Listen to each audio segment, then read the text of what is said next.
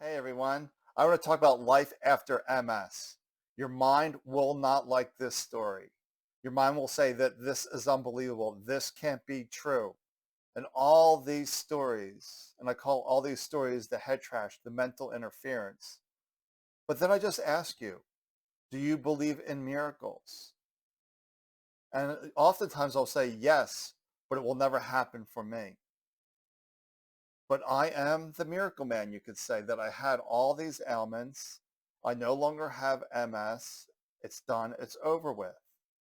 I was never focused on healing myself. That was too big of a leap for the mind to accept.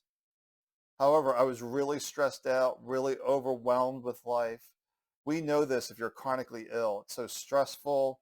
You just feel constantly overwhelmed. You're fatigued. You're exhausted. It's just really a difficult life with MS. But we can go beyond all of that into who we really are. And this may make no sense to you. So the best way I can explain it, look at photographs of yourself over the years from a toddler to 7, 8, to young teenager, to young adult, to where you are now. Look at all these photographs. You see all those changing bodies. So that can't be you. You're not the body. You are the one that sees through the eyes, the consciousness, the spirit, the soul. So once we go beyond the mind, the mental stories, those limitations, and really step into who we really are, then we make ourselves miracle prone, you could say. That this is where the miracles happen. When we go beyond the mental interference, beyond the head trash, and into who we really are, that's the place of miracles. And this is my sole focus. My mission is, if you will, is to help people remember who they really are without the mental interference, diving deep into their essence, to realize that we'll always exist. Regardless of this body, we will always exist. Because we've seen from those old photographs that we're not the body. So we will always exist. This consciousness will exist.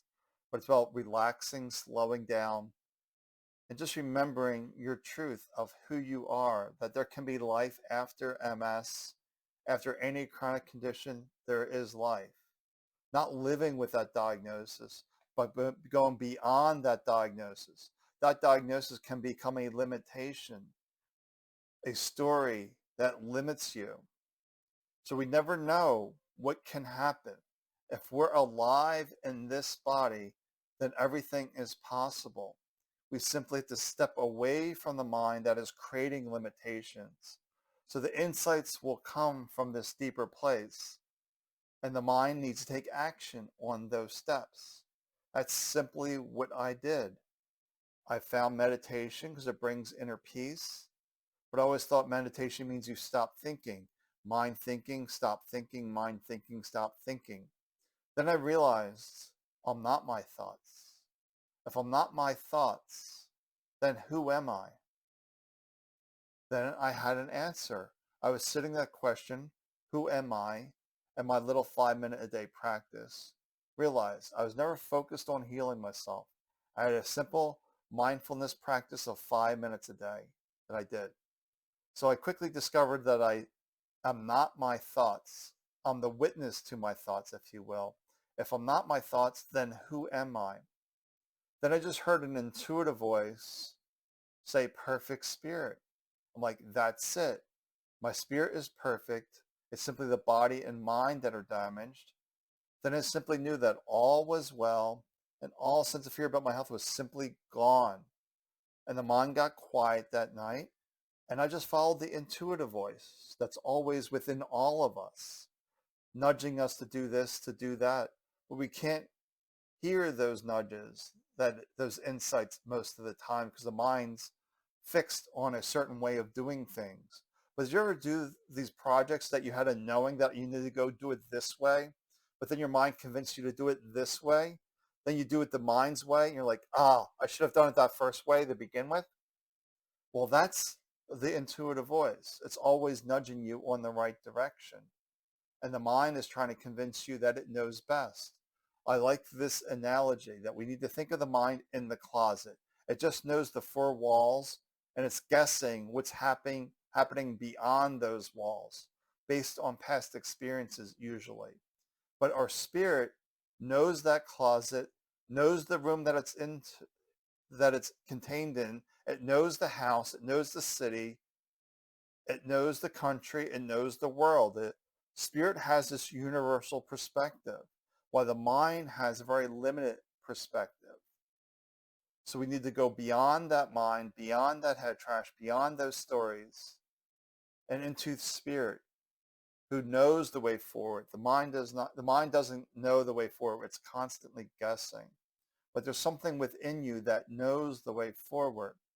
And this is my work. This is my mission, is to help people go beyond their head trash, beyond their limitations, beyond all that mental interference, and into who they really are.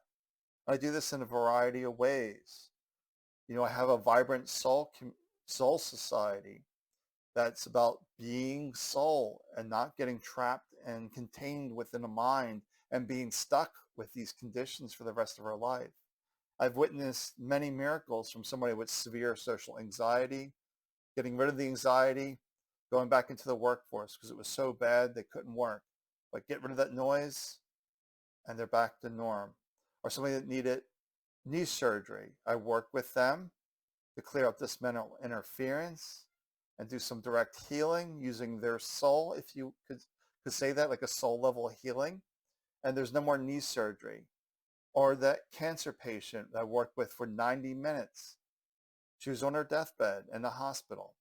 She lived for another 5 years. She got to see her son graduate high school because we're getting rid of this mental interference. That mental interference is constantly messing things up. That all is well from the level of spirit. And all is not well to the mind. The mind loves to play the victim. Like, why is this happening to me? Why this? Why that? To realize you are the creator of your reality. Based on your belief system, the universe is always saying yes. You want these difficulties? Yes. So I would always wake up each morning like, what else is going to go wrong? So I was creating that reality. Something was always going wrong. But now I'm just happy to be alive, and that's enough. Once we're alive, we're here, then all things are possible. And that's a big key too, is to be here. That we're either in these thoughts or we're here. We're aware that we're sitting, our feet are on the floor. We hear what's going on outside. We're really engaged in this moment. We're fully aware. We're not confined to the time traveler of the mind who's future guessing or dwelling in the past. We're learning to be right here, right now.